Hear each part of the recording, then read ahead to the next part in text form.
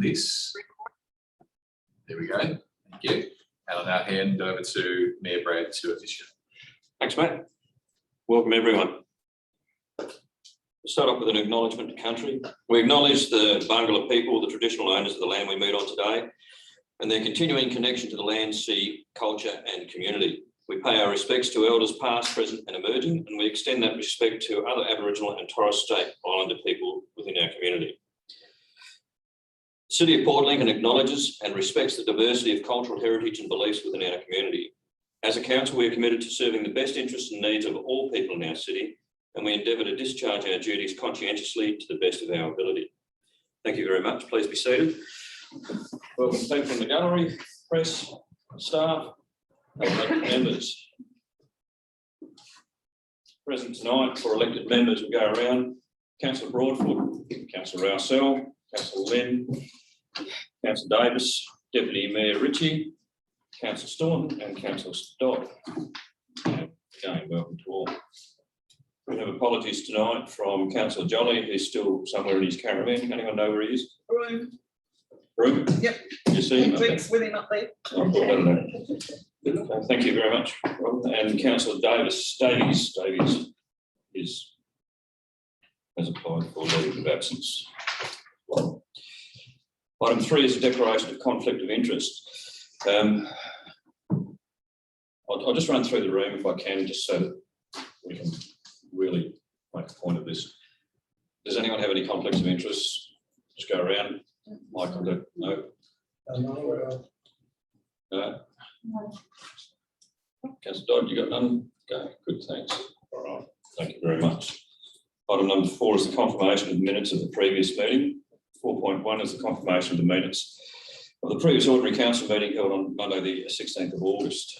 Is there any discussion or points that really need to be raised on that? Can I have a mover then, please? Councillor Broadfoot, second Councillor Rousell. No comments, discussions? All those in favour? Motion carried. Item 5 is adjourned items. Neil. Item 6, questions with and without notice. There are none. I'm sorry, there are questions without notice? Yes, thank you. I'll go to you first. My question once again is, where are we in relation to the works to be done on Liverpool Street to Water Street with the Department of Infrastructure and Transport? Take that on notice. I can tell you on this as a quick update through Mayor Brad. We have now received a response from the department and we're going through reconciling that response and then preparing next steps from that. There was reference to ceiling works and there has been a subsequent discussion with DIT at an operational level, but I can provide an update by email with accurate information. My concern is the actual reinstating the condition of the road to what it should be and not what it currently is, because it's not just a reseal, it is serious work. We've got some blind areas that have been blown out. We've also got pedestrians crossing that street, and it's not a safe environment to be crossing in some of those areas that are really quite unstable, flat terrain to walk on. And it's not a good look in our community either, I would say that quite honestly. I think the department has actually done the wrong thing for us. So my question is, I'm pleased that you've actually got some response, so thank you for making a good statement there, which I shouldn't. If I may, also the question of the traffic assessment that was undertaken, or the traffic count, if you like, it was taken during the low traffic season when there's no road trains on the road as well. I think that needs to be addressed as well. Before I get to Councillor Broadfoot, do you want to clarify something? No, I have another question in a minute, but if you go, do we actually have any COVID statistics in relation to immunisations in our community, particularly amongst the Aboriginal community? And if we don't, do we have a means by which that we can actually assist the government and help to try and keep our community safe and the people within it? So if we could get some statistics on those that have been immunised, the age groupings, students through to whatever age, what the waiting lists are in relation to immunisations in this community, And it might be something that we'll discuss at the Future Association. That might be useful. Comment. Yeah, so through you, Mayor Brad, Health Advisory Council have raised that at our meeting last week. And I've got the latest data, so I'm liaising with SA Health to promote that through the Health Advisory Council Facebook group. And so there is some stats there, and we had those exact same conversations. And I've been sent some data which they're wanting to work with us before we made it public, but we can liaise on getting that around to elected members and to EPLGA. So can I ask that, is it going out to local government associations or local government areas? Is it? Not per se, but we could bring it through the Health Advisory Council.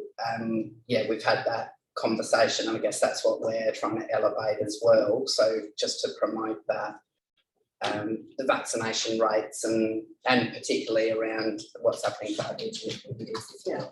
Yeah. But Can if I- you could- Yeah, so can I suggest through Mayor Brad that we will follow up and we'll write requested statistics and we actually provide that to the Tri-Council meeting for the lower. Yeah. Thank you, that would be good. Yep. Yeah. I'm just trying to think of the regional health executive officer before we go, so should have that stat, those stats books. Okay, Councillor Broadfoot, you have a question? Just, Notice? yeah, question without notice, just around update on the swimming pontoon.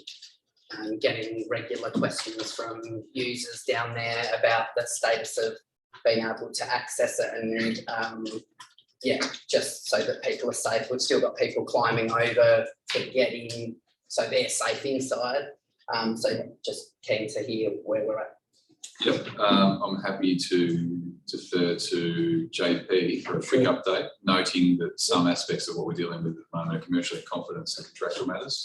Yep, what I can share is that I got an email from CISA, who's the company that's dealing with the swimming enclosure at 4:45 today, who said that the engineers have now all the data and they're currently continuing to do the assessment, and hopefully we'll have the report completed by Friday. So hopefully by Monday we'll know what we can and can't do. But I'm very hopeful that they'll say, okay, you can open it, at least we can still keep that area. So, but I will, as soon as I can provide an update, I'll flick it through. Beautiful. Thank you. I was going to say, even though it's an operational issue, perhaps an email to elected members so that they can talk to the constituents if need be. Absolutely. Thank you. You happy with it? Yep. Good, good. Okay, any other questions without notice? Okay, thanks very much. Thank you for those. Item 7 is a notice of motion. Deputy Mayor Ritchie has put forward a notice of motion regarding renewable energy.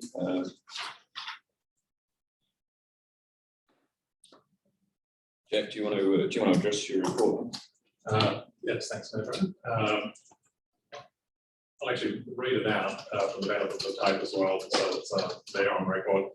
The motion is that council writes to RDA Eyre Peninsula to request confirmation and details of any strategies or initiatives that have been progressed by the RDA EP in order to establish the Eyre Peninsula as a renewable energy zone.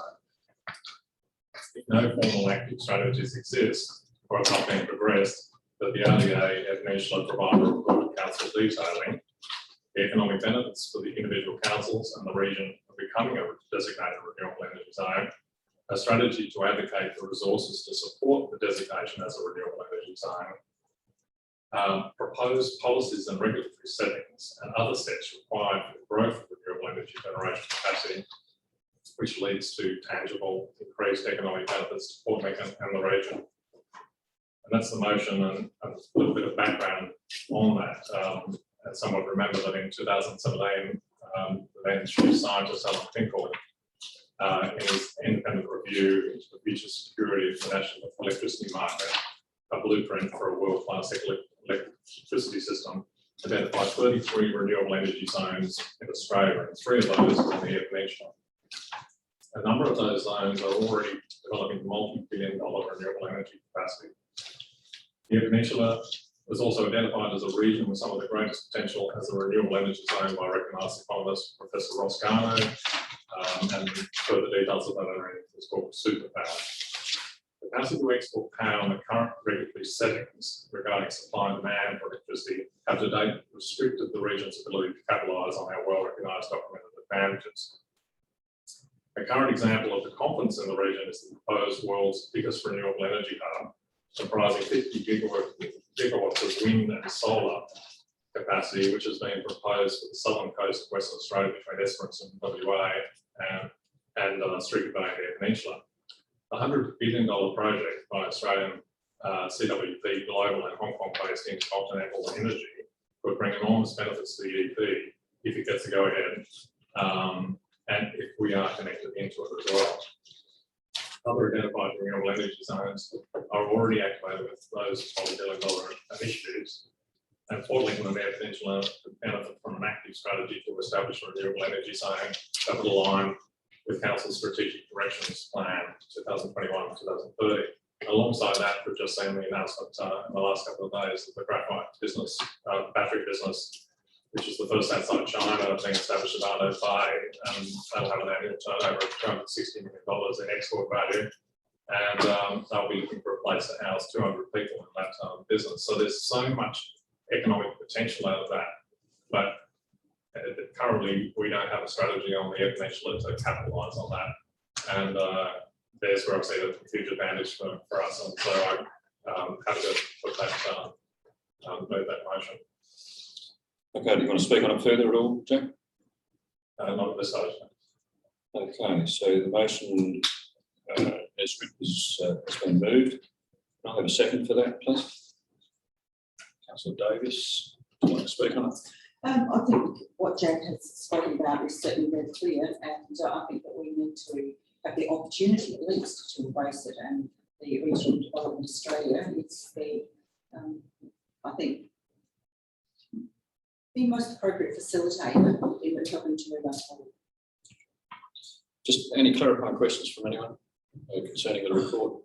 Just wondered, Jack, have you actually had a look at the RDO's strategic plan to see if it is captured? They do talk about renewable energy, and there's some specific projects, but not necessarily about an activation of the region's renewable energy zone. Okay, is there any other for or against? Speakers for or against? No further discussion? All those in favour? Motion carried. Thanks for that, Tim. Item number 8, we have petitions. Petition received from the Port Lincoln portion on the Port Lincoln Foreshore Development. Report prepared on the petition received is included in agenda item 13.2 for consideration of the meeting. So we'll talk about it then if that's okay, unless anyone's got any objections on that. Thanks, Mayor Brad. And just to note that tabling the full petition as per the agenda. Understood that, yes. Item 9 is deputations and representations 9.1. The Eyre Peninsula Seafoods proposed desalination plant being located in Proper Bay. We've got Mr. Mark Andrews, who's the Chief Executive Officer, and Mr. Andrew Puglisi from Eyre Peninsula Seafoods. Here to give us a bit of a discussion and talk. Please, gentlemen, come out, do a presentation if you'd like.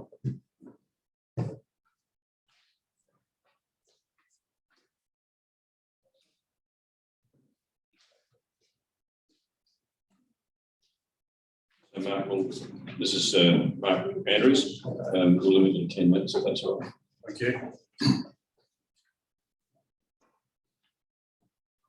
Well, thank you very much for the opportunity. My name is Mark Andrews, CEO of Eyre Peninsula Seafoods. I'm a business partner, Andrew Puglisi, Managing Director. Just a little bit of background. Last we came together, our business is 4.5 years ago, for a whole heap of reasons, efficiencies, and to grow our businesses. And at the moment, we represent 55% of the mussel production within Australia, and our target is to grow that through to 75% over the next 3 years. We've just recently invested $7 million in a new facility on Proper Bay Road, and over the last 15 years, we have invested $25 million into vessels and infrastructure on the water. We're definitely the leaders in the mussel industry within Australia on our new product development, and not only just nationally but export as well. And yeah, we're very proud of our business, and we'll continue to go at the same pace as what we are at the moment. We have a bit of a concern. Well, it's not a bit of a concern, it's a large concern. So if we go back to what's unique about Port Lincoln and the mussel industry, we have a natural spat fall here that is very unique within Australia. We're the only location within Australia that has a large mussel spat fall from May through to end of June every year. Other areas in Australia, Tasmania and Victoria rely on hatchery spat, and unfortunately over the years their businesses have gone backwards. I moved here for the one and only reason, and that from New Zealand, and that was for the natural mussel spat fall that we get here every year. So we catch it, we take advantage of it, we farm it. All we do is put ropes in the water. It settles on the ropes from May through to June, end of June. We strip it off, we reseed it back, and we harvest it. So we're very clean green. The mussels strip a lot of carbon out of the water. So we've got a lot of really good marketing initiatives over the next few years on how we're going to put our business out there and really put this right throughout Australia and internationally. So we were pretty flawed 3 months ago when SA Water came to see us and said that we're going to put a desalination plant at Billy Lights Point. So a desalination plant needs to have an intake, and that intake needs to be 500 metres away from the processing facility. So we just bring that map up, please, Amanda, of the location of the farms.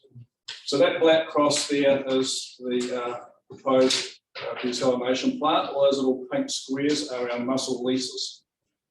So down here in Proper Bay is when we get our first mussel settlement every year. Now the first mussel settlement comes from a natural bed of mussels, and we've got no idea where it is. Because if you think back to before mussel farming days, the tuna guys were always complaining about how many mussels were settling on their cages, on their nets, it was on the buoys, it was everywhere. So Andrew took advantage of that and started catching the spat. I came around a year later, and so that's what we do. We catch that natural mussel spat that starts off in Proper Bay every year. So the spat, when the natural mussels first spawn, that bed of mussels, the spat swims for 21 to 28 days. We monitor the water and we put out ropes accordingly within the bay. Now, within 21 to 28 days, that spat can travel from anywhere from Tooka up to North Shields and back again quite easily, depending on the way the wind's blowing. It could be at a metre below the surface, it could be a metre below the sea floor, it could be on the east side, it could be on the west side, it can be anywhere, depending on what Mother Nature's doing. Now, if there is an intake for a desalination plant, 500 metres from that cross, there is a strong probability that our mussel spat could go over that intake and be sucked in. Now, I can give you examples of when we go out and catch our spat. Now, we'll go out and set 2 lines on the same day. Those 2 lines are 30 metres apart from each other. Same rope, same everything, put them into the water on that day. We'll go back a month later. One line would have caught really well, the other line wouldn't have, or it would have caught on the bottoms of the ropes or on the top of the ropes. So this is the variabilities that we get year in, year out. And my operations manager will come in and say, you wouldn't believe it, but we set those lines. This one caught beautifully, the one next door has nothing on it. Now that's normal for mussel catching, spat catching. Same thing happened in New Zealand with me over there. And it's just a variability when you got something with Mother Nature. The wind's taking it left, it's taking it right, it's taking it all over the place. So, yeah, we've got a real concern that an intake would potentially take up mussel larvae. Not only mussel larvae, but also the plankton that the mussels feed on. From November through to February every year in Proper Bay, the mussel condition is a little bit hit and miss. So we rely on that plankton to be blooming all the time for when the mussels filter it, and then we expect a quick replenishment. So any plankton that gets sucked into the intake potentially could affect our conditioning of our mussels. The outfall again, the outfall is another different picture altogether. They're talking about, I'll go back a step. SA Water haven't told us exactly where the intake's going to go. They've said it's going to be 500 metres away. They haven't told us exactly where the outfall's going to be. So we don't know those two. They're doing some work within the bay to work out where the currents are, the chlorophyll levels, the temperature, all that sort of stuff to work out how the bay actually does exchange itself with water and how it flushes. They've started that 3 months ago, and they were going to make a decision in another 3 months on whether they're going to go ahead with it or not. You can't make a decision in 6 months. You need to be doing this over a matter of 3 to 5 years. Now, I'm more than happy to work with SA Water on how the mussel larvae can swim within the bay and where it goes. But I've had some real good science reports done for me, and they're all telling me it has to be done over like a 5 to 7 year period because of the dodge tides, because of the weather events and the climate change, all that sort of stuff.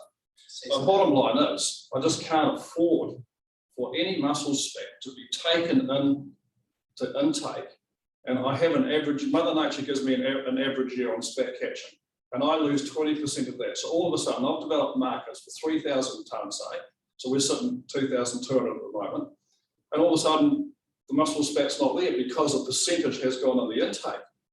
It's hard enough to get out there and to work with Mother Nature, catch the spat, farm it all through, get dealt all the weather events that we get dealt with, let alone for a percentage of that spat to be taken away from me.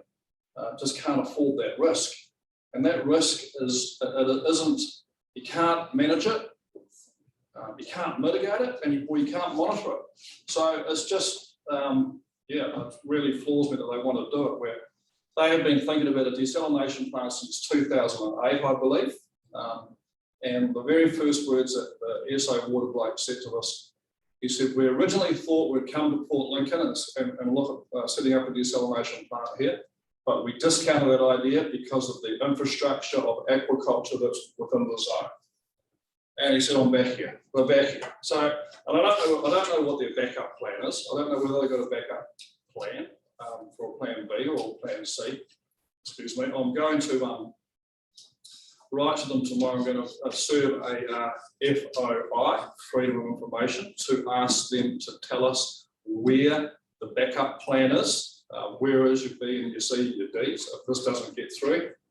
So this is a huge distraction for our business. It's cost me a lot of money already, and we're just starting.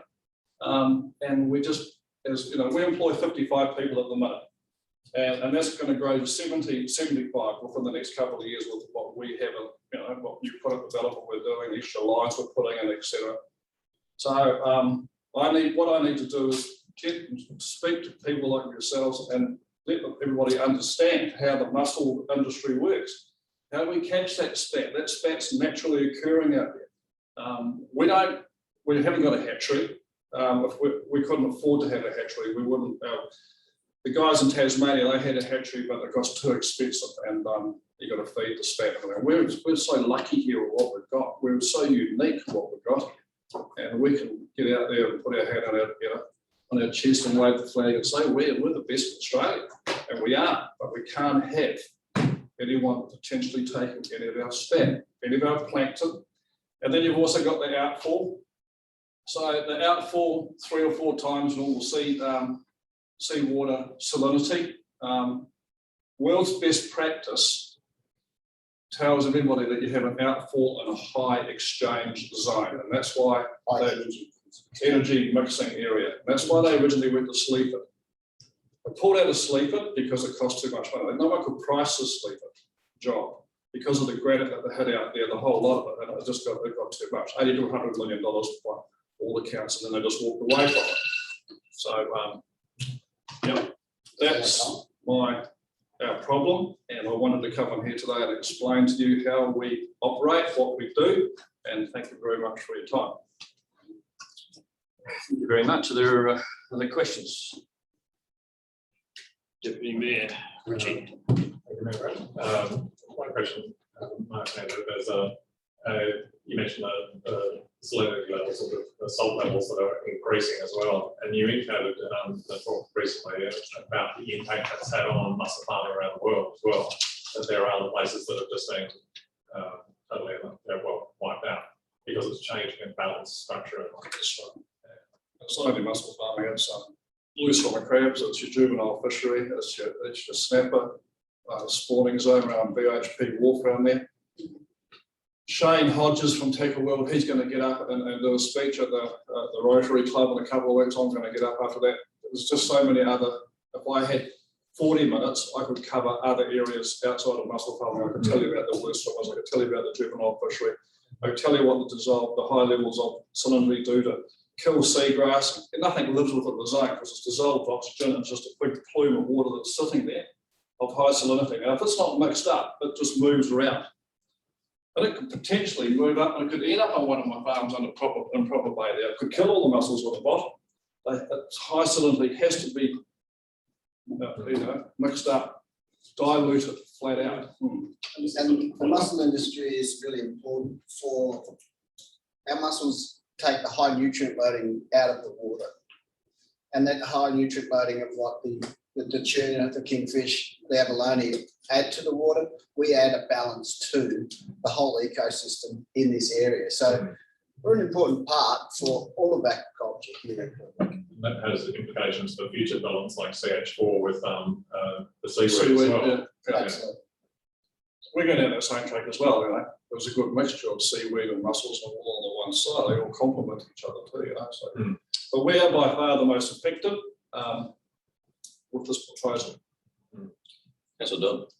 Yeah, it gets back to the old one, whether SA Water is looking for the easiest and cheapest option, to get themselves out of the mire.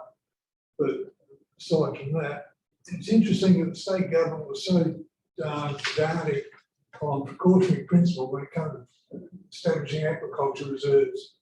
Precautionary principle kept getting put up, but just in case something goes wrong, we need these reserves.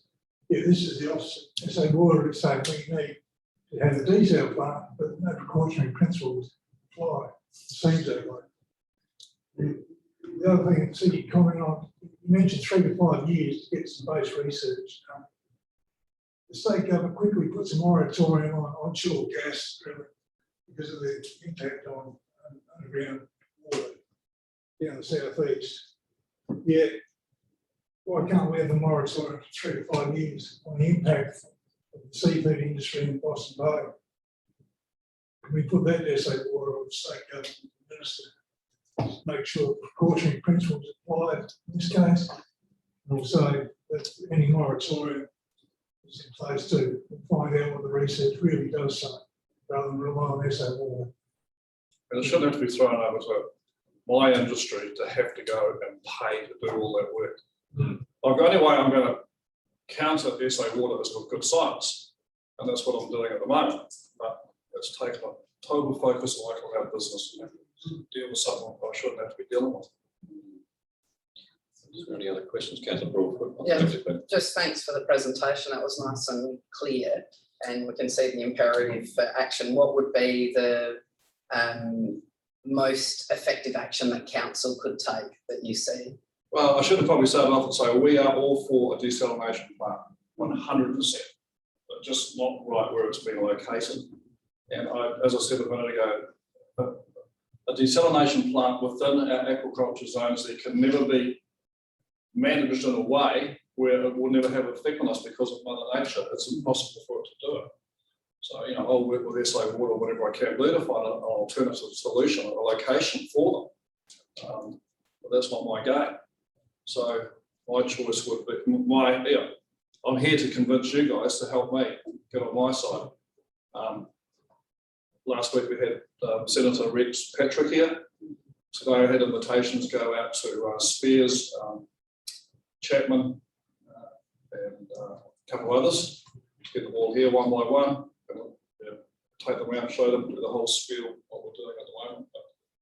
But, if anyone can, come on board as an ambassador or whatever you can do. I don't know what you can do, but we've got a bunch of ambassadors that are on that bit of paper that I gave there today that are working with us. Hagan Steer, Peter Tickle, Phil Shannon, Shane Hodges, a few others to help us push not only our case but their case as well. Yeah. They've all got their vested interest in it, different shapes and forms. It's not just the seafood industry, it's the whole community. Those ambassadors are Councillor Lincoln. I love what you're doing, and, you know, it's some council support to support what's happening here.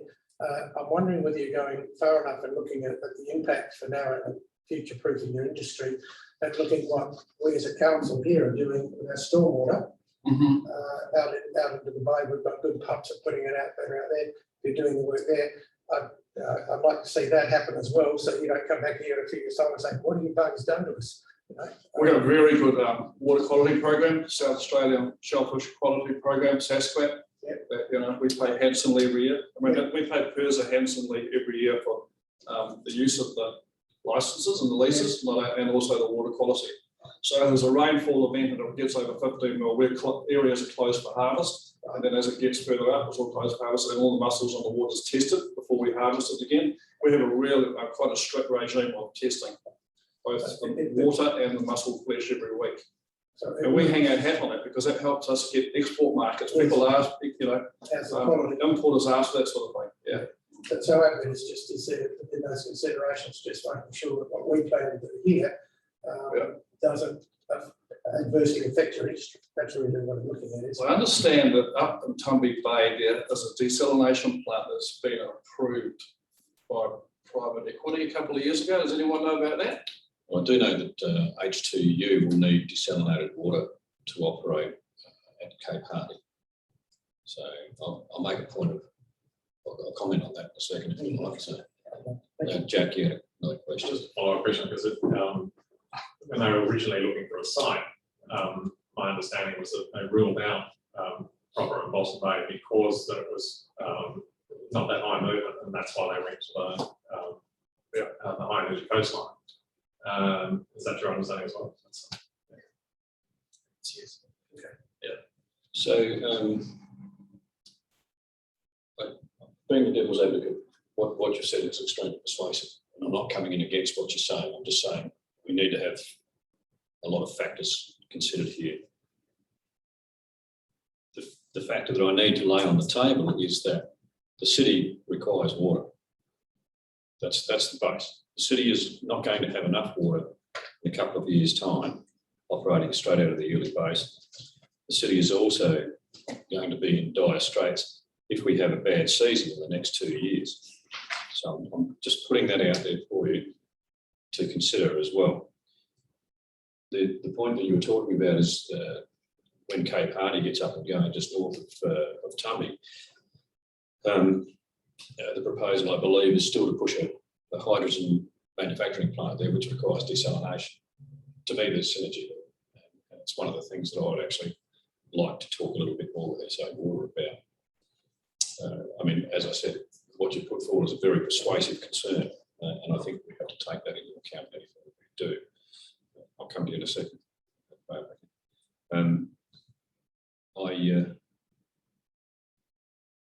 I think that's sufficient. Yeah. So, Councillor Davis. Just the comment that you made, Mayor Brad, was the fact that Port Lincoln does need water. I don't hesitate in agreeing it with you, but if we ruin our fishing industry, we won't have the population that needs. No argument on that. So, no argument on that at all. I'm just saying. I just think we just need to clarify that is the fact that the whole of our peninsula has a water problem, and it's because of mismanagement of water by SA Water. So, and the consumption has slightly increased. So it's about that management, but do we want to put our industry out here in the bay at risk? No. So, thank you. So I mean, look, that's something for you. All I was trying to do was to say that the city does need water. We will need to have water into the future. We need to plan for water to the next 50 years, if not more, and particularly from a population increase point of view. And it shouldn't be for the detriment of your industry. That's not what I'm saying. I'm just saying these are the factors that we've got to take into account. SA Water blown us for how long though?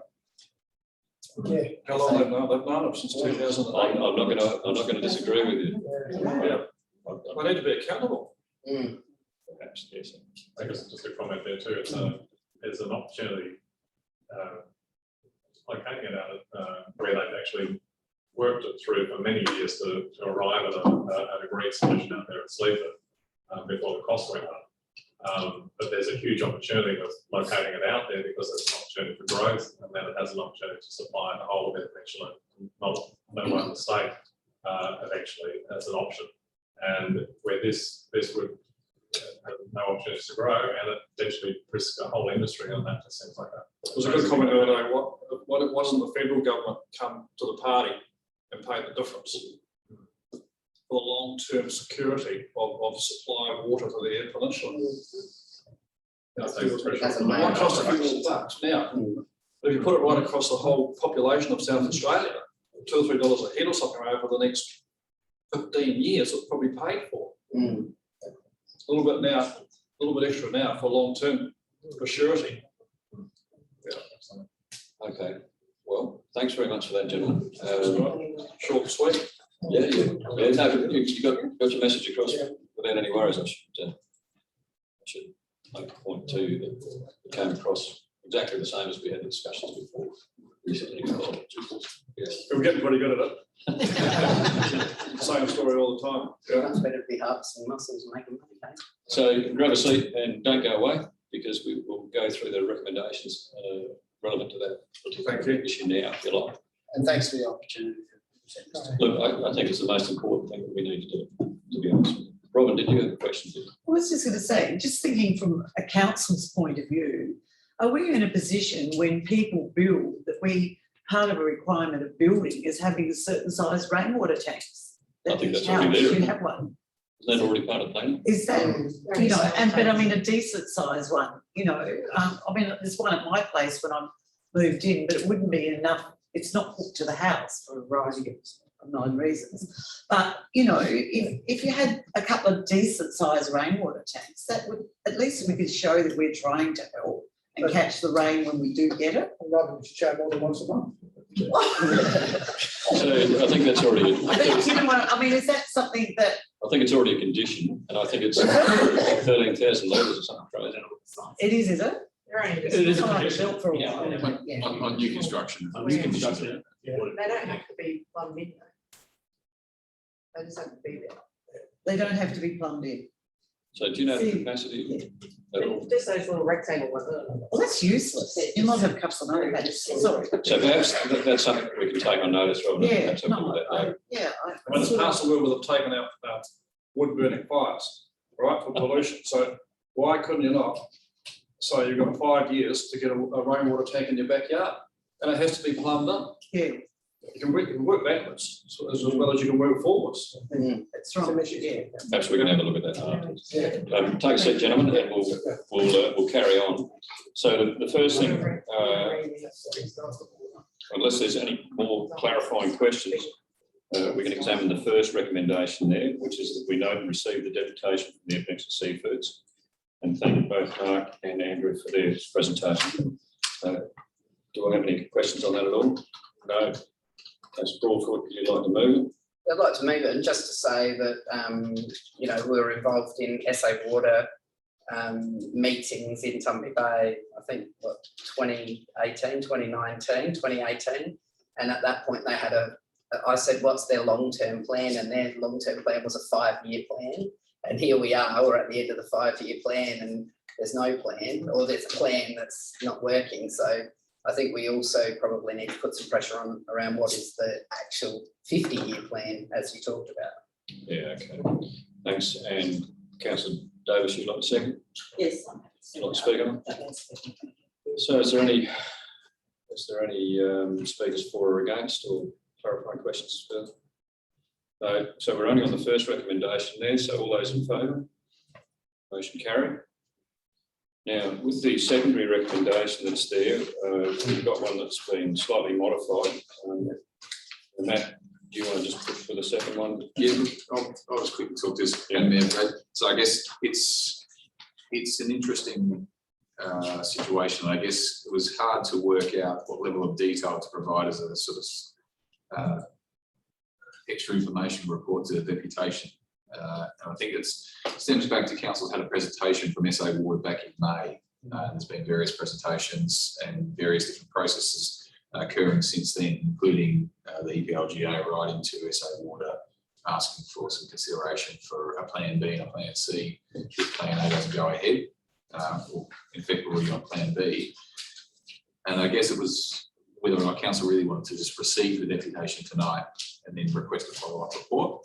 I guess the trouble with providing a follow-up report is that we would be trying to understand the science on both sides of the argument, which is not really council's role before it establishes a position, or whether council responds based on the information council's already been presented with, which is the the presentation of SA Water back in May, plus the subsequent workshops, plus the deputation tonight, and the other information that we've had over that period of time, or whether council actually wants to write to SA Water as a priority requesting an update on the current process. We'll also just make council aware that the process for SA Water from the start has been identified as it will go through a Crown Land development process, which means it doesn't come to council for development assessment, it goes through the state government. And we've been notified as of last week that we've now been invited to a pre-lodgement meeting through the Attorney General's Department, the Department of Planning, which is scheduled for Thursday this week. So council has a role to play as a stakeholder from a planning, zoning and compliance perspective, and we've been invited to now participate in that pre-lodgement process through Plan SA. But it's either timely that council considers its position as a political body, as a local government representative and advocacy body, whether it requests a follow-up from SA Water to then determine council's position on this, or whether the council wants to pursue a position on this at this point in time. So I guess the recommendations written in the agenda is around writing to SA Water, the Minister, and also the Minister for Environment, and also the Minister for Planning and Local Government. Whereas what I've presented on paper this afternoon is a second option, which is around requesting a priority update from SA Water and a presentation to council, which looks at an update on the consultation process that's being undertaken, risk mitigation strategies being implemented, and risk tolerances for the potential impact on the aquaculture industry and other relevant matters. And I think the key aspect there is that the question has been asked and hasn't yet been answered by SA Water. At what point in the process will they deem the risk too significant to the industry locally that they won't proceed with the process? It was somewhat answered through the industry risk workshops, and the response was during the development assessment process. My personal view on that is the development assessment process is too late in the process because they've already committed to that site and that location in the process. That decision should be made by SA Water before it gets to the development assessment process. So I guess it's really for discussion tonight in council whether or not council's willing to make any decision on the matter tonight in any varying form, or whether we want to have a more detailed discussion, actually workshop on this as a priority. So what I'll do is, rather than have a discussion on it, I'll ask for clarifying questions, unless you want to suspend and go into a discussion. I'm happy to do that if you would like to, but I'll need a mover for that and a second for that. So I'll put that there, or would you like to just stick with clarifying questions? Clarifying question. All right, Councillor Broadfoot, I'll come back to you. Way forward. Yeah. I just think we've put an and in there rather than or. Absolutely, I was going to say Yeah. that. Yeah. So Do we do both. So we're saying like when we're not happy on behalf of industry and we want a priority for the presentation. And Absolutely. so I think from a we're on, workshop perspective, so that we can have all. yeah, so we're on they're on notice that they don't have social license to operate.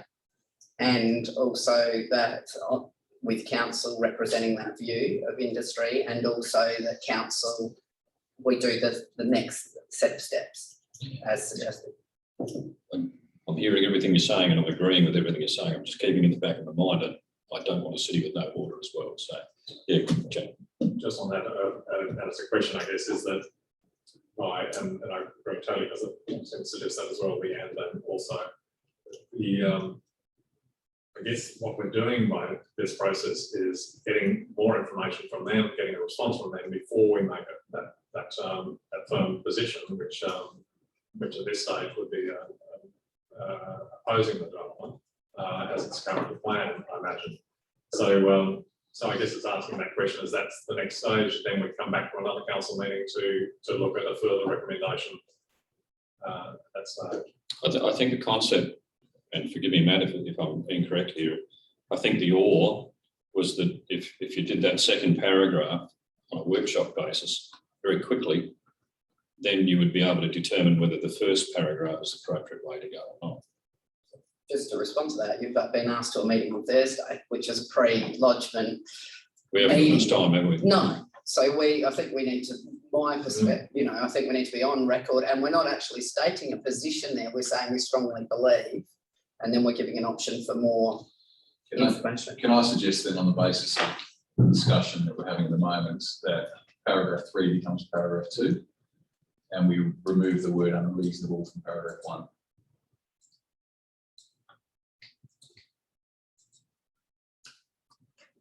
And we remove And SA water. unreasonable, so significant risk to the, Yeah, significant, so remove and unreasonable from paragraph 1. yeah.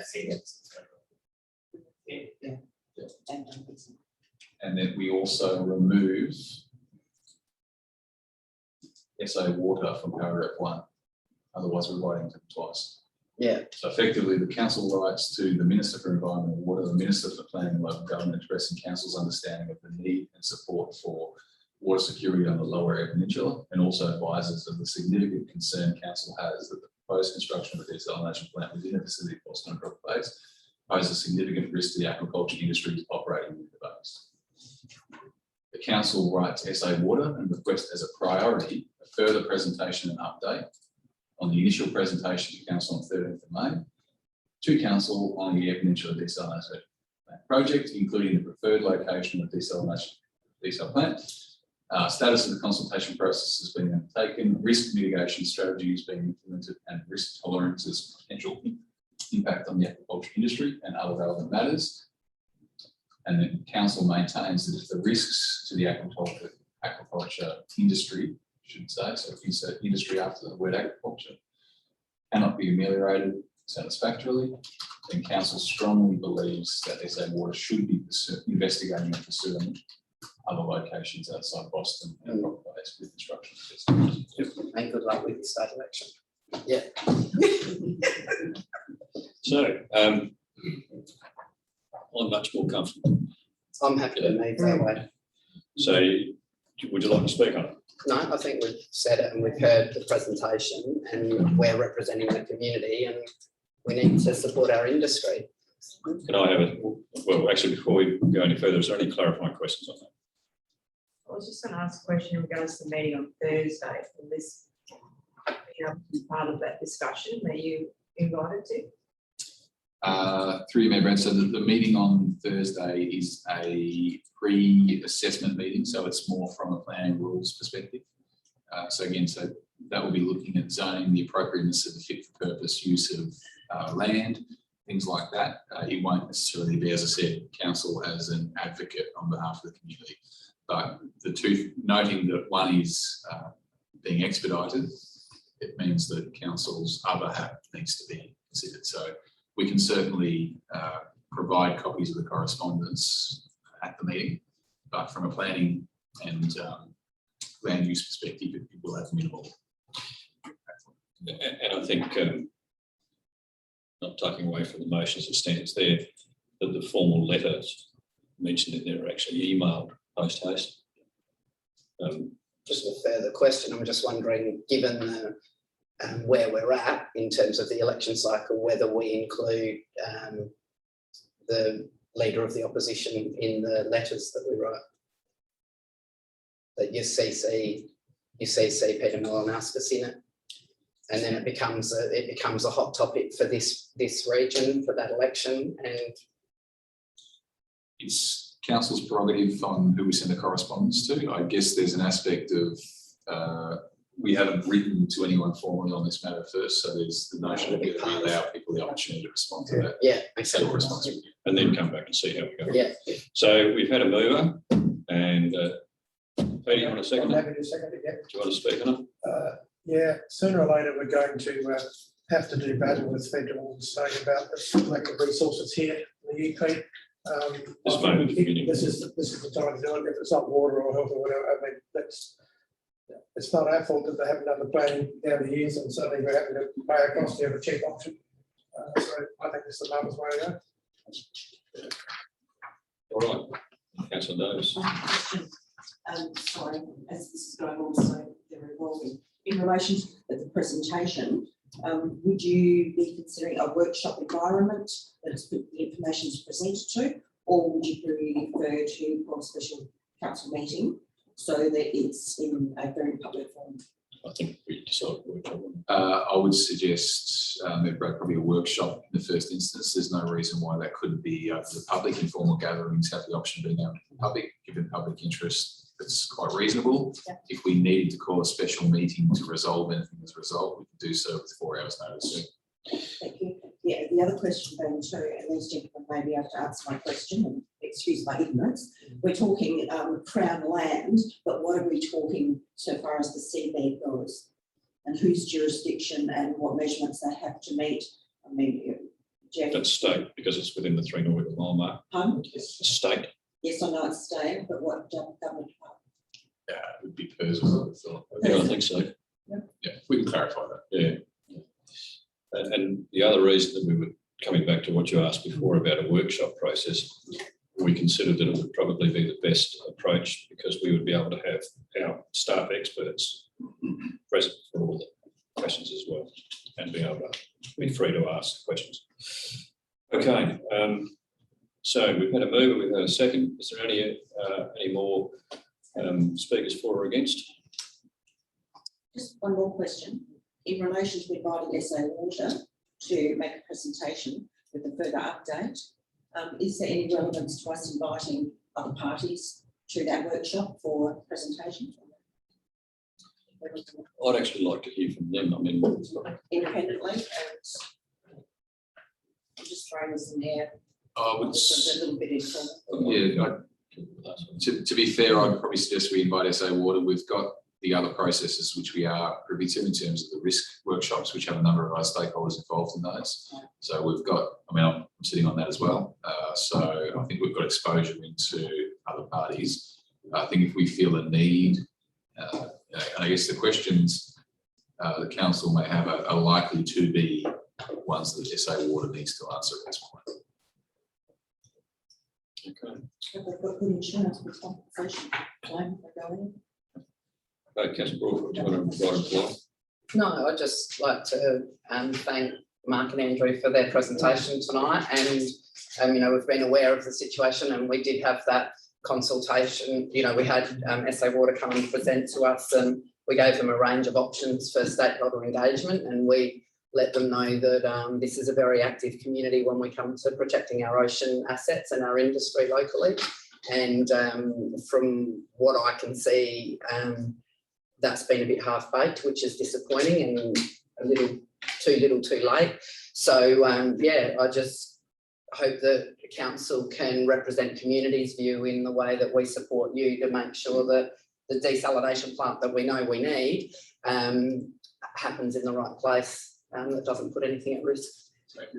Okay. All those in favour? Motion carried. Thank you. Thanks, gentlemen. Very good. This is where I was saying to you before, but the rest of it gets a bit pretty downtrodden. Okay, elected members' reports, item number 10. You can see that I've been really active there. I attended at Air Peninsula Seafood. I spoke with both Mark and Andrew with Matt on the 13th of August. Other than that, I've been there. So, Jack, what have we got? Do you want to talk on that? Just a couple of things to add there as well, which was the launch of the RAP today as well, which was fantastic. That was a brilliant event. Great to see the result. The document was extraordinary. And the other quick comment too was this morning I met with a delegation from Port Lincoln Junior Primary School, and they brought up 80 letters into council asking for council to look at putting green bins, the green waste bins out. And they thought it was a great idea because they wanted to recycle green waste into compost and into soil. And that was just fantastic to see that interest from them and what they were looking at, and more recycle bins in the CBD. So that was fantastic result. Great to see students doing that. Thanks, Jack. I'd also like to actually make a point of thanking Deputy Mayor Ritchie and other elected members that have assisted me while I've been in a very highly intensive work cycle. So thank you very much for supporting it. I appreciate it very much. Councillor Broadfoot, do you want to speak to those at all? No, just that there doesn't need to be a zero in impact. I'd go down. No, I reckon it looks all right. Hey, Councillor Rousseau. I'd just to congratulate Councillor Staunton on the Fame Awards as well, which was a great night. So well done. everyone. Yeah, I'm sad that I couldn't get to that one, actually. Councillor Rousseau. No, just what to say. Yeah, okay. Councillor Lim. Two things. One, the Tunarama sashing. That was a good event. The winery out there. And yeah, for high calibre women fundraising for good events, including Yarrowsell. That's that one. And the other one is I get to do an apology for my oversight in relation to the declaration failure to declare a material conflict of interest when considering the introduction of food inspection fees for registration. I contacted the Ombudsman, self-referred, and he said, had a bit of a chat, come and apologise to you guys. So that comes up again. I know I've got to go get out of it. And I was also very grateful for once that we actually had a division, because I could actually say I voted in favour of something that would actually hurt what I was actually not. So that was a plus. Great. And that your written apology was read out last council meeting as well. Thanks, man. Councillor Dodds. Oh, sorry, another word there. Reconciliation action plan today, and the marine maintenance meeting has been deferred until October. Okay, thank you. Councillor Staunton. Just as the Chamber of Commerce meeting, the Tunarama sashing on the 12th. Agreed with Peter, we've got some really good entrants there. It'll be interesting to see who wins. Very emotional roller coaster of speech as they go. And the reconciliation action plan launched today. Thanks for that. Councillor Dodd. Economic development workshop. Very good. Okay, thank you all. Again, even though we're sort of COVID restricted, we're still out there within the community. So just need to keep it up. It's good stuff. Item 11 is the Chief Executive Officer items for discussion. Over to you, Matt. Yeah, thanks, Mayor Brad. And again, this is just a new part of the agenda where I'll just put anything that's quite topical or raised for discussion. So the resolution of the last council meeting was in relation to putting out the open space strategy, which has gone out for consultation. That's now concluded, and there's a report in this agenda. But there was two subsequent resolutions, which was to authorise the CEO to issue the weight reserve concept, the community consultation, once that was finalised internally. That has now been done, and that's been pushed out for community consultation, closes on the 23rd of September. And overall, I think reasonably positive responses to that concept so far. And the more recent one, which has been pushed out for consultation, is the Nelson Square Dog Park concept. So that is out for consultation at the moment until the 7th of October. So that's just closing out those two from the last council meeting. Building Better Regions Fund announcements. So we were, and we have been waiting very patiently for the Building Better Regions Fund announcements. We have now received official correspondence advising that has now been delayed until mid-October. So likely mid-October we will find out the funding application outcomes for the second application for the Foreshore project, which was around $5 million of funding requested. The final application for the Library Visitor Centre and Cinema project, and that was 75% contribution on a $12 million project from my recollection.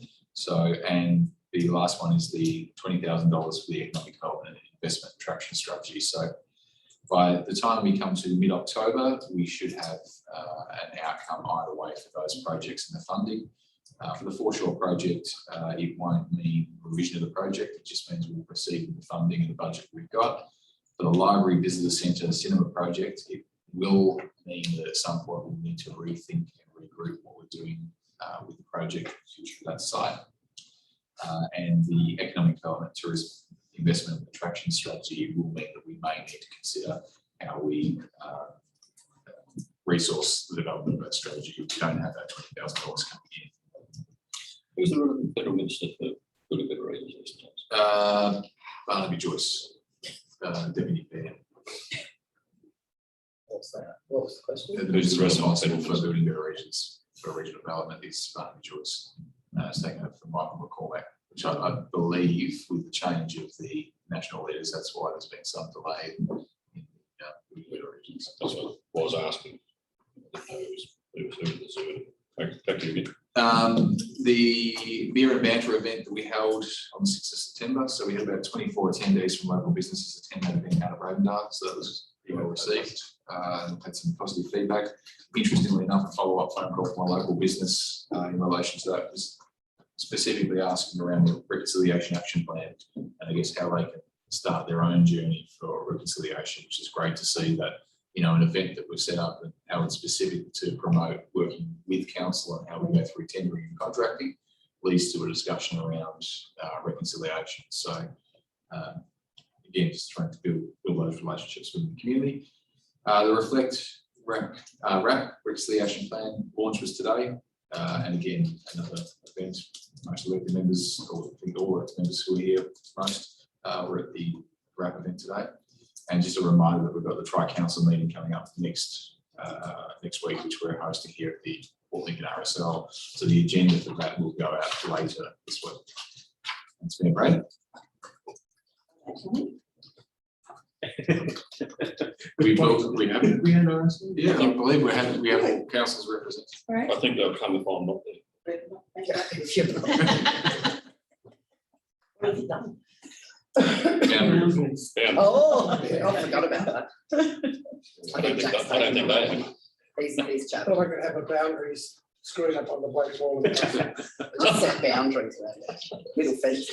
Sort of. Item number 12 was council committee reports and minutes. 12.1 is the confirmation of the minutes of the Eyre Peninsula Regional Assessment Panel meeting held on Monday. Can I have is there any clarifying questions on that? Can I have a mover, please? Councillor Davis, would you like to speak on it? No, that's certainly changing of times. That's fine, we will learn to proceed with it. Okay, and can I have a second, please? Deputy Mayor Ritchie, would you like to speak on it, Chair? No, it's up. Okay. Is there any further questions or speakers for or against? All those in favour? Motion carried. Item 12.2 is the confirmation of the minutes of the Eyre Peninsula Local Government Association Board meeting held on the 3rd of September. Any clarifying questions? Can I have a mover, please? Jack, you want to speak on it? Just so if it's try to attend that meeting and get an understanding of what's going on there and catch up there with it. So that's good. Yeah, thank you for stepping in. Can I have a second, please? Councillor Storm, would you like to speak on it? Any further questions or speakers for or against? All those in favour? Motion carried. Item 13 is the Chief Executive Officer's reports, resolution status report. Matt, you want us to talk to that at all? No, Mayor Brad, just as written, we are slowly catching up on some of the outstanding actions in there. Smaller. And just noting that a couple of the in progress ones relate to the government funding for the foreshore project. So we are just working through the process. We've finalised the funding deed. We should receive that next week for execution. And the other one is in relation to the waste reduction initiative. So that is still slated for work this year. We did have that allocation budget in there for the private initiatives. So they will get completed. Okay, clarifying questions? Councillor Dodd. mate, just on the foreshore project, in those notes that you've got there in the report, do you still plan to include a working group or not at this stage of the project? So through you, Mayor Brad, I think we noted in one of the council reports that we would look to set up a project board. And that was similar to the structure that was in place for the leisure centre reconstruction when things turned pear-shaped with that project. As we're going through the process of recruiting the project manager for that role, depending on the qualifications experience of the project manager, given that we've now got JP on board and myself overseeing that, we're just trying to understand whether or not there's any benefit in having the project board to escalate and make, because really it's only for escalations of variations and those sorts of matters, or whether we actually just bring them straight back to council. And I guess given that framework, we're erring inside of not having the project board at this point. But depending on how we go with the recruitment process for the project manager, and then if we need to have those variations, we bring them back to council if and when required. You know, it's one of the larger projects councils can undertake.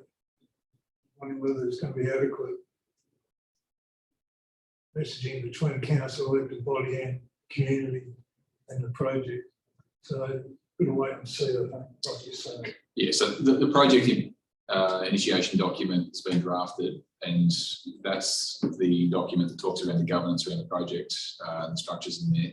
And once we've got the project manager who will be running that project for 3 years, we want to have a conversation around the initiation document and then bring that back to council. I'm happy to take direction from council on that, noting the significance of that project. Okay, so you have a question? Yeah, just a further question on that. You mentioned today about the cultural liaison officer position. Has that been advertised yet or no? No, so again, that'll come into the final stages of the PID, so the project initiation document. Yeah. And then we just need to work out the resource allocation within the total project cost to cover the cost of that. I've got some interest, you know, so people are interested. So yeah, it'd be good to know when that comes up, just so we can get people to respond to that. Yeah. Councillor Davis, you got a question? Yes, question. When do you expect a project manager in place? What's the time frame? So the recruitment process is currently active. It's in the final stages of that. So we'll likely have an outcome within the next 2 to 3 weeks. Okay, so can I have a mover for the resolution, please? Sorry, for the recommendation. Councillor Staunton, you want to speak on it? Councillor Dodd, do you want to second it?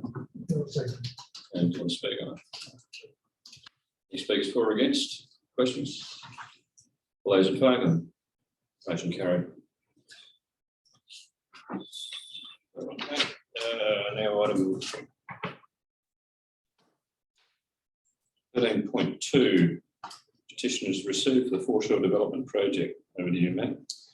Through you, Mayor Brad. So the petition, as I tabled earlier in the evening, has now been received by council formally. The recommendation in dealing with the petition is that council receive and note the petition and thank the head petitioner for providing the petition to council. I don't have any further recommendations for council in terms of how it deals with the petition. I have provided a brief report detailing how council has somewhat already addressed a number of the matters raised in the petition. Given that the petition was circulating at the time of the consultation process when we were finalising the foreshore concept design, a lot of the sentiment and notion that's contained within the petition was included in the feedback and resulted in changes to the final decisions that council made. So I think this was more of a formality for this petition being lodged with council at this point, because I would have anticipated it would have been lodged as part of the feedback process when we had active consultation happening on that. Needless to say, council has addressed or already planned to address some of the concerns raised through the petition. So happy to take questions on that, but ultimately, again, it's council's prerogative on how it deals with that. But the recommendation is that no further action as a result of the petition, but to note, receive and thank the head petitioner for providing the petition to council. Councillor Broadfoot. Just a question. I know we've got a lot on. Was there any analysis of postcodes or data within it? Through you, Mayor Brad, no, there wasn't any analysis of that.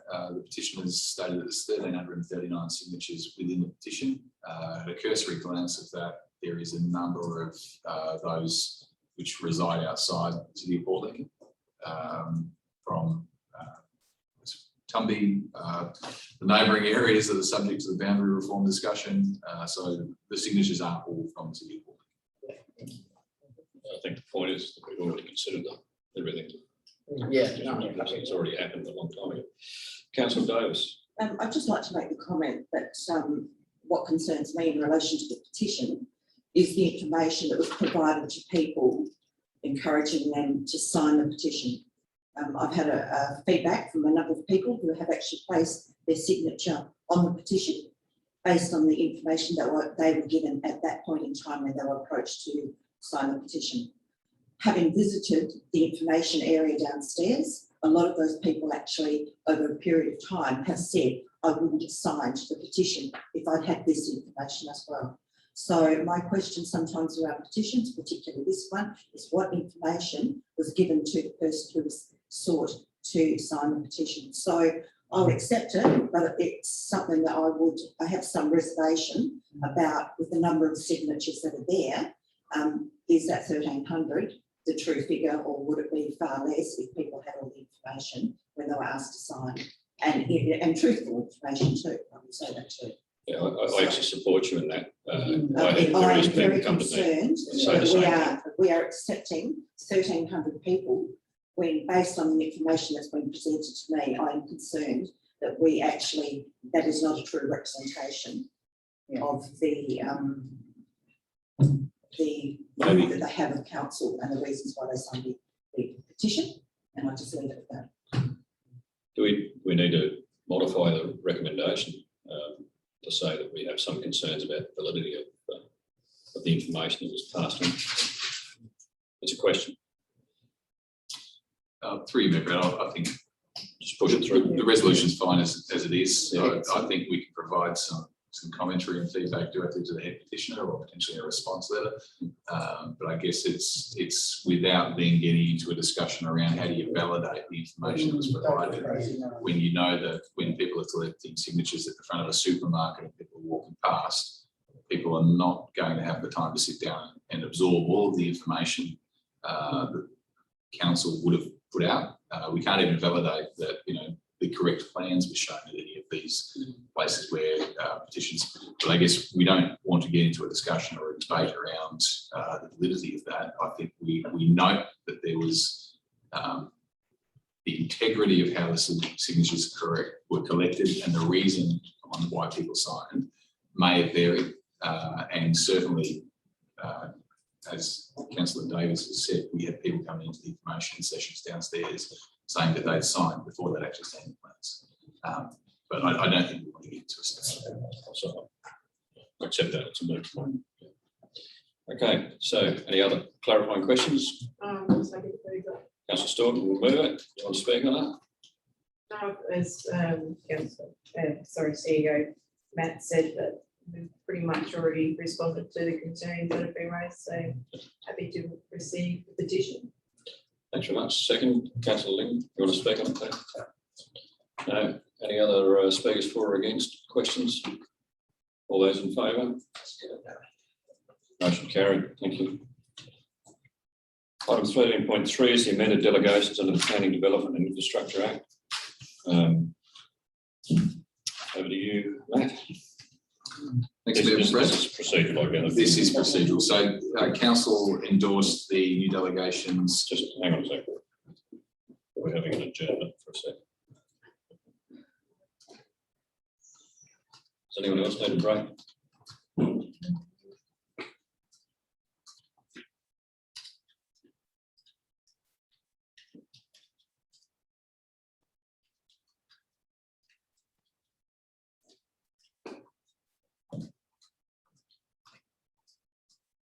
So with a procedural type situation like this, are people happy for me to push it through a little bit quicker, or would you like me to go through the whole process of asking questions?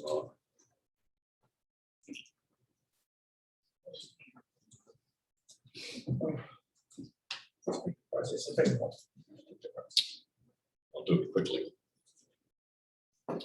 Otherwise I can get myself in trouble. If you want to do it quickly, don't ask me to explain.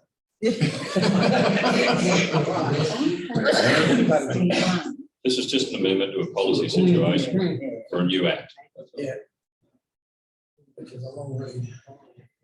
I actually thought that the Planning Development and Infrastructure Act was a really interesting act to sit down and read. It's like a delegation member. All right, through you, Mayor Brad, just quickly, so this report is effectively, there's been a change in the PDI Act 2016, which has triggered a need to update the delegations, which is instrument A. So it is largely a formality, so happy to take questions. No questions, can I have a mover, please? Deputy Mayor Ritchie, would you like to speak on it? No, just Thank you. Second, Councillor Rousseau, would you like to speak on it? No, are there any speakers for or against, or further questions? Very complex. It is, yeah. All those in favour? Motion carried, thank you. Item 13.4, open space strategy. Over to you, Matt.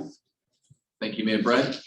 So the open space strategy, just quickly recapping on that, is a document that's had several years worth of work and several consultations. It was reimagined this year with some goal areas and a planning reserve timeline and a focus on the principles and without community consultation. That has now concluded. And the 31 submissions that were received through the YourSo portal have been provided to council. I'll just quickly summarise the key changes. I think, again, noting that this is not a new document, it's been out to consultation in the past. It's just the goal areas that we've created around the focus on in the new document. Some key changes there, just amending goal 1.3 to read, identify and dispose of surplus land during reserve planning processes where appropriate after consultation with the community. I think the goal around creating an open space reserve from selling surplus land is quite valid, it's responsible, but I think some of the feedback that we've received is that we don't want to make it sound like there's a fire sale on it, we're liquidating land. So just to reassure the community that there will be appropriate community consultation as required, just amending that goal area. Some minor corrections throughout the document. Inserting a new paragraph under linkages and connections section of the document to identify that, you know, this document doesn't specifically deal with the trails. There will be a separate trail strategy. So some of the conversation and feedback that we had around the Pampala Trail, while it's relevant, it isn't specifically relevant to this document because it will be a separate document and strategy dealing with trails. And then just to clarify some of the reserve planning priorities. So to expand the Murray's Point planning to include the Greyhound Road Coastal Reserve, which was intended to be included as part of that process, but just to clarify the scope of that, given the submissions received. Adding Custer's Gully Reserve as a priority for planning as well, given the gap in playground reserves in that northern sector of the city of Port Lincoln. So to add that in as a planning priority. Adding reference to planning for Western Suburbs growth area in the planning priorities. Clarify the timelines for the functional planning of open spaces. So there was some commentary around, we talked about dog park and community garden, but we didn't specifically state in there anywhere when we're going to look at the planning for those projects. I guess we knew that we were planning for the dog park, but we've now added that into the reserve planning process specifically back to the document. And also added in specific references to the inherited reserves. So we've got 2 inherited reserves that are currently in process, which is Lincoln Cove East and Lincoln Heights. So it's just to add those into the actual reserve planning table at the back of the document so that they aren't forgotten about and that they are very clear that council is already in the process of inheriting 2 reserves, let alone any future reserves that might come through from reserve planning processes. As a side note, it would be interesting for us to go back and reconcile any other approved development plans to identify reserves. There is approved plans, for example, for one other development in Portland that has 2 reserves in it, which which aren't formalised yet, but there is the possibility, and we do have to have a focus on whether or not we take contributions or whether we actually allow the public space to be created during new reserve developments. So they're the only changes proposed to the actual document itself as a result of the consultation process that we've just undertaken. But happy to take feedback, questions on that from the chamber. Questions? Just a question. I think, it came up, somebody mentioned to me that there was a, Nelson Square Council attempted to sell it off or something in years gone by. And I just wonder if we've got any repository or strategy for the ways that we collect that sort of community corporate knowledge over time. So when new councils come in, they're not hitting nerves where there's been history of that type of, concern by the community. And how, just as, we don't want to put it in our open space strategy, but if there's a way that somewhere we just keep a bit of a record of that type of response or activity over time, and then we can be better informed about the history of things, rather than, you come in and you start to propose things and find a landmine, exactly. Yeah. So I guess through me, Brad, quite a valid question. I think there's two parts to that. So I guess since the digitisation of council agendas and minutes, we've got internally a council resolution register which we can search through, which dates back to 2012. So that's something that as an exec we can access and we can look at. A lot of this history will be paper-based resolutions only, so it's local knowledge. I guess if interested parties have a memory of an issue that's been discussed with council, and there's possibly council records on searching. So similar, I guess, in short, before we pursue the formality of disposing of community land or looking to change community land in the community land management plan, we need to do research on the history of that parcel of land. Yeah. So there will need to be some due diligence done, some research done, but in terms of allocating resources to build that library, it's just not a feasible exercise. No. But similarly with Waite Reserve, we pulled out some history on Waite Reserve when we were doing the reserve planning. Nelson Square, we are only looking at the dog park component at the moment. There is land identified in Nelson Square which is outside of the dog park. But I guess clarification is it isn't identified as surplus at this time.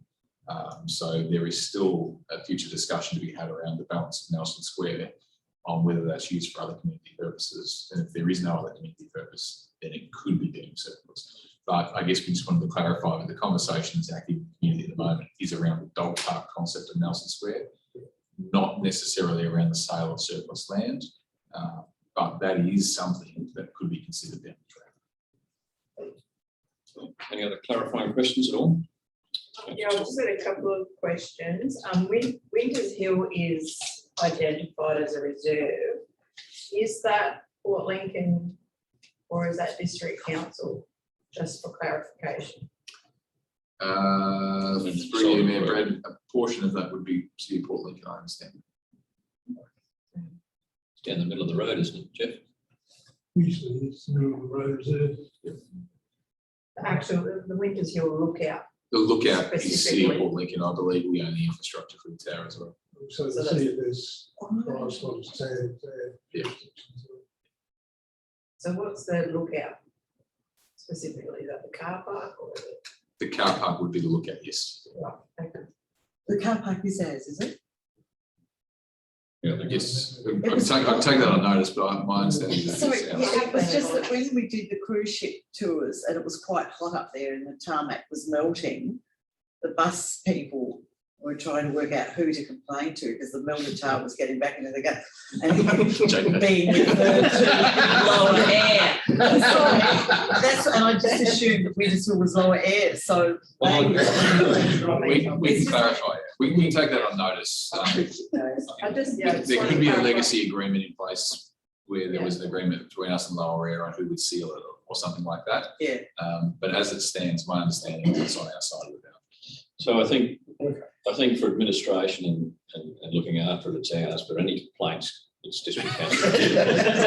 Not a problem. Bring I that just on, wanted try to council. clarify that in the past, I was told that's district council, so it was just interesting that that was then identified. My other question was in regards to including in goal 1, develop a sustainable funding model for open space developments, upgrades and renewal, if we can include maintenance in that. I know we've got the maintenance goal, maintain open space, but to be able to have a sustainable funding model for maintaining our open spaces, and that's been identified in community feedback as well. That's a possibility. Just a clarification on that, I guess there's two parts to that. So the maintenance is an obligation that council has, and we should be funding that out of rates revenue largely. So the sustainable funding model for that is more around allocating sufficient resources within our budget and then having the rates revenue coming in to offset that from a maintenance perspective. When we're talking about upgrades, developments and renewal, renewal is capital renewal, so we've got an obligation for that. When you talk about upgrades and development, you're largely talking about improvements or new additions, and that's where it's outside the scope of the standard budgetary process of council. So whether or not we have a sustainable model. So happy to include the word maintenance if that's what council wants to do, but I would think that we should be allocating adequate funds within our operating budget to cover the maintenance of the reserves. Well, I'm just wanting to get that somewhere in there that we are budgeting for maintenance as we're adding on things, and a lot of things get left to the wayside or that haven't been suitably maintained, and then we end up with massive renewals required. So goal area 4, maintain open spaces in accordance with the open space principles. So we've got actions, continue to maintain reserves while incorporating the open space principles where practical, review and refine resource allocations for open space maintenance and renewal. So is that including funding? Or resource allocation, yeah, we can include funding in this specifically if you like, or we can just include it in the sustainable funding model. Outside of this document, also the service level review too. Yep.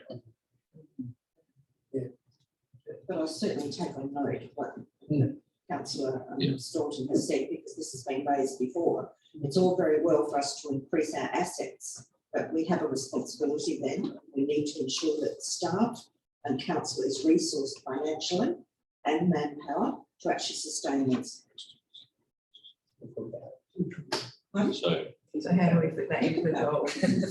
So Matt's going to take it forward. Perhaps they've taken on notice of it. Yep. Yeah.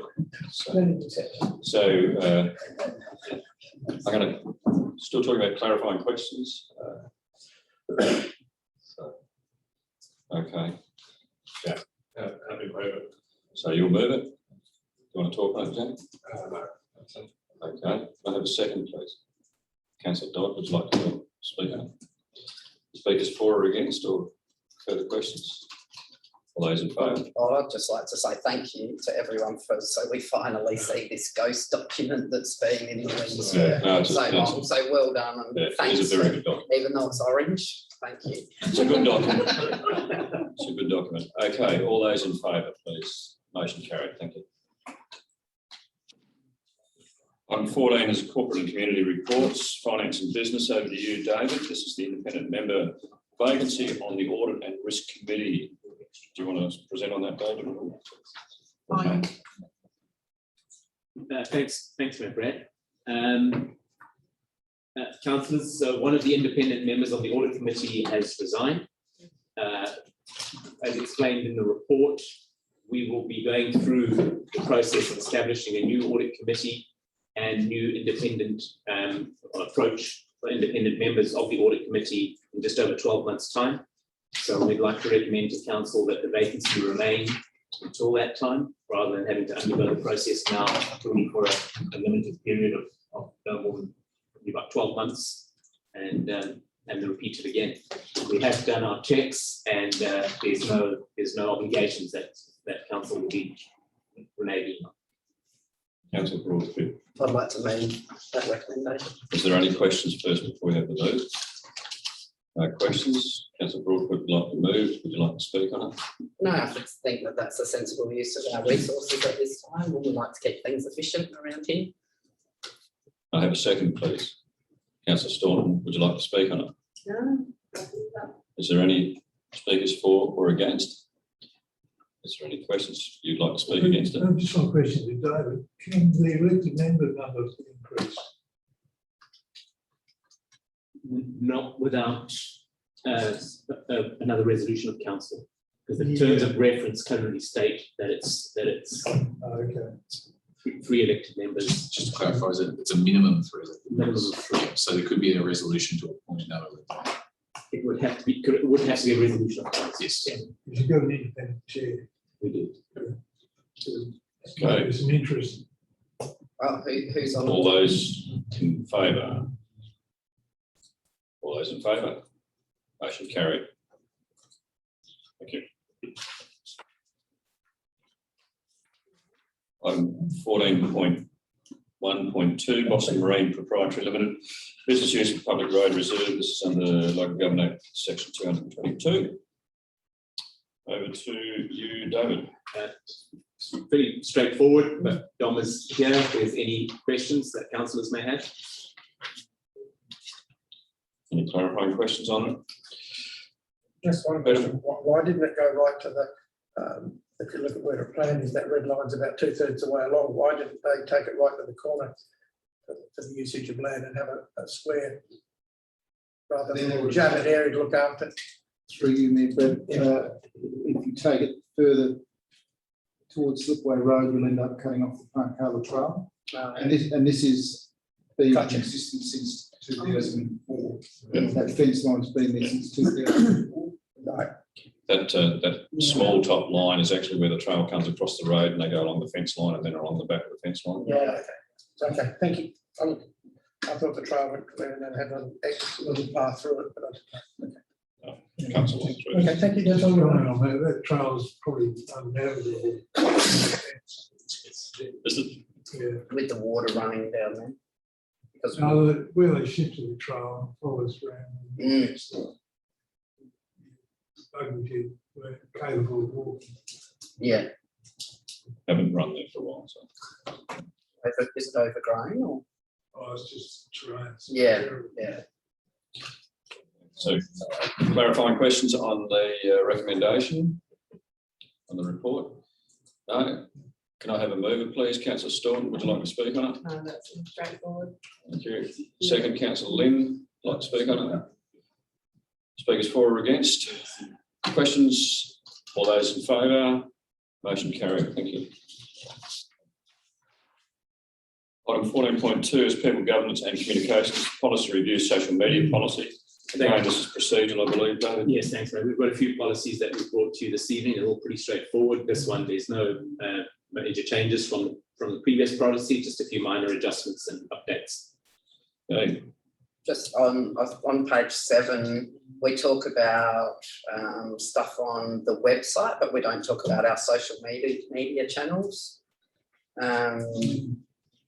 It was in the change, I don't know what glasses. On point 6, monitoring, council will remove any offensive material posted on its website. We probably need to say on, like, given that Digital platforms. yeah, digital platforms, yeah, thank you. So you're okay with that amendment? Yes. And we're okay to pass that amendment, accepted? Yep, so can I have a mover, please? I can't remember where I got. I did. Can I have a mover, please? No? Okay. Councillor Lynn, want to speak on it? No. And Councillor Davis, you want a second? You want to speak on it? Thank you. Speakers for and against? Questions? All those in favour? Motion carried. Thank you. Pick up. Item 14.2.2, policy review, privacy policy, again procedural. David, do you want to talk on it a little more? All I'll mention is the fact that there was quite a big section in the previous policy relating to the PDI Act. We didn't believe that was actually, we didn't in our view, to make policies just about policy as opposed to other procedures or referring to other acts and including it in the policy. We've taken that out, and the rest is fairly straightforward amendments and updates. Small policy is a good policy. Okay, questions? Can I have a mover, please? Happy to move. Jack? Yep, speak? No? Can I have a second, please? Councillor Davis, you want to speak on it? Speakers for or against? And questions? None? All those in favour? Motion carried. Thank you.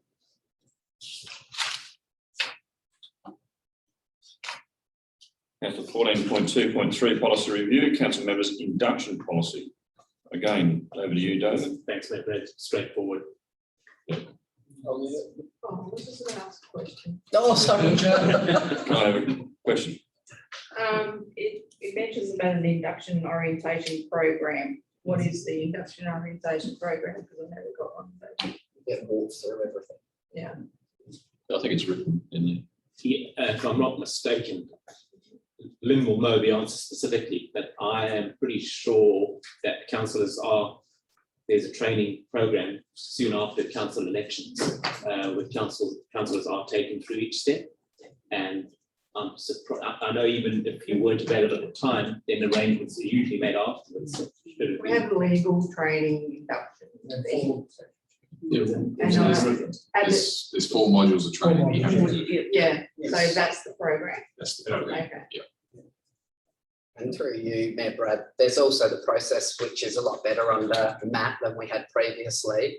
And Rob was very good at it at walking councillors through. So when we get to the first annual budget, you know, everything's sort of explained. And so we're taken through that process so that we familiarise ourselves and it's broken down. So I think it happens a bit more organically than in the general cycles of the business that we do, rather than, so we do those 4 modules, then plus that sort of guidance on the way through. I was just looking at more of as a new member coming in, and when you talk about orientation, like I don't even know where the toilets are or who's on staff or that sort of orientation, just that overview. Yeah. So the induction post-election is usually at the discretion of the CEO in conjunction with the mayor. It consists of the 4 mandatory training modules that you have to do under law, and the refresher training for those returning members.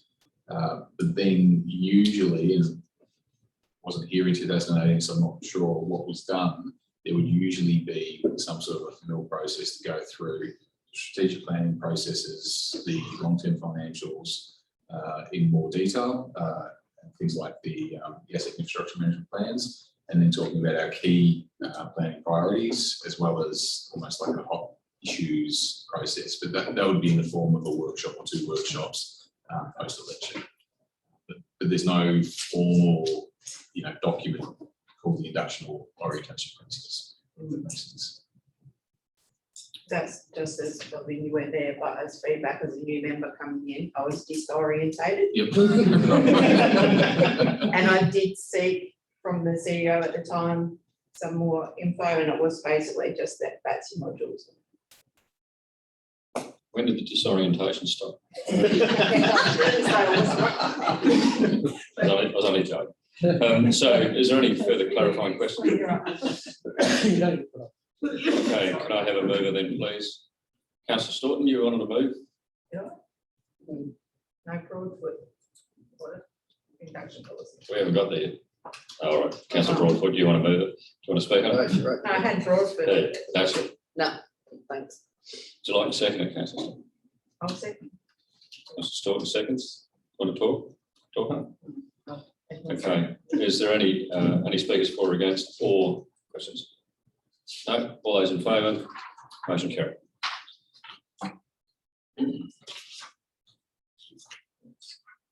Item 14.3 is community culture and recreation. 14.3.1 is the implementation of Reflect Conciliation Action Plan that we had today, which was very, very well accepted, I think, and very well done. Do you want to talk on that at all? David? Thanks, Mayor Brad. Just again to acknowledge Richard, we did today. Everyone's put in a lot of work, but Lena particularly drove a lot of the sort of putting it all together, getting the meetings organised, and had a lot of work behind the document itself. And so just that acknowledgement.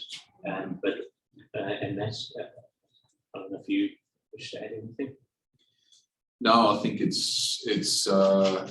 was good to have the launch today, just to really start moving forward with the implementation of the plan. I think it's a significant moment in time, and I think part of one of the actions in the actual RAP itself is around the monitoring of the RAP. But I guess one of the key things is effectively see this as the handover hearing now, where councillors, the decision-making body, has set the RAP up with the working party, and it's now around as an organisation how we start implementing that. So the recommendation in the report there is around acknowledging the milestone that we've actually gone through as a council and the community. Convey appreciation to the working party members, and I think the sentiment today from the RAP launch was around the hard work that's gone into this, and certainly it was a privilege to stand up there and talk about the launch of the RAP at the event. But knowing that there's been significant work done for 18 months prior to that event, which I hadn't been involved, but obviously the team have been involved with. And then in terms of reference to extend invitations to stakeholder groups to support the delivery of the Reflect RAP. And again, this is just the monitoring then of the organisational progress against that moving forward as well. So, is there any questions? The mover then, please. Councillor Rousseau, would you like to speak on it? No, just congratulations to everyone, well done. And I love the idea of a design on the council shirts. I think that's a fabulous idea. No, thank you to everybody, it was well done. Happy Mayor Rich? Happy to second that as well. It was an excellent event today. Document is brilliant. Congratulations to the working party and Felina and everybody involved. And the approach is fantastic. Seeing that coming to action is certainly wonderful. Yeah, great. Speakers for and against? I'd just really like to thank you, Mayor Brad, for your presentation today, and also to Matt for really coming in and embracing this and activating it, and just the practical options, like you say, about the shirt design, cultural competency. Prefer to have cultural competency training rather than cultural awareness training, would be great within the organisation. It's given us some real clarity about the ways that we move forward with it, and excellent to see that businesses are already expressing that interest. And if we can be part of building relationships and connections and demystifying some of that, making it simple for people and for them to connect, that's just amazing. So thanks, Matt, for your leadership with that, and to Brad for leading us with that as well. Councillor Jones. Yeah, Brad. This has been great. So congratulations to everyone concerned. One concern I do have is that we use acronyms so often that we actually lose people that we want to take the journey with, because we call it RAP. And I notice even from the Reconciliation Australia Program Manager, they refer to it as RAP. I'd like to think that we try and use the full wording of it as often as possible to keep people engaged. Because if I said RAP to somebody, they wouldn't know what I was talking about in this community. So I think if we can keep it as a reconciliation action plan for at least a couple of years before we agree, think about when and how we abbreviate it, what the purpose of that abbreviation is, and then you benefit stage. So I'd really like us to try and use the whole word as we move forward, so that we help to engage and educate. Okay. Any more speakers for or against? Questions? All those in favour? Motion carried. Thank you. Very well done, all involved. Item 15 is environment infrastructure reports. Construction assets, there are none. Development services, none. Environment and community safety, none. Major projects, nil. And confidential council committee reports, nil. Item 17 is a motion for us to go into confidence. And just before we do, Mayor Brad, I just thought there's one last item that would mind putting forward as a late item. And this is the sponsorship request for the YMCA Junior Youth Parliament. So I did circulate this earlier, later this afternoon to elected members. And I don't like dropping late reports on council on the day of the council meeting. However, this request has come to us late last week and relates to an event which is occurring next week. So the request has been received by council with the facilitation of Tyrone Gardner, former Youth Citizen of the Year, for Port Lincoln High School student Prapti Pai to attend the YMCA Junior Youth Parliament, which is being held Ross River next week on the 27th to 29th of September. So I've clarified that the event is the younger version of the Youth Parliament program. So the Youth Parliament program was recently attended by Dylan Kelly, who's actually with us this evening, and Lady Shania Richards, and council provided sponsorship to Lady Shania to attend that event earlier this year. This event is a smaller event than the Youth Parliament. Clarified that there are 35 attendees from across the state attending, and Prapti Pai is the only attendee from the Eyre Peninsula who's been accepted into the program to attend next week. I do note that as part of council's previous commitment, we will be developing some guidelines around a longer term model of how we support and facilitate the attendance of youth at Youth Parliament and similar sorts of events. And have clarified that the school, Port Lincoln High School, is also providing $100 worth of sponsorship to Prapti to actually attend the event.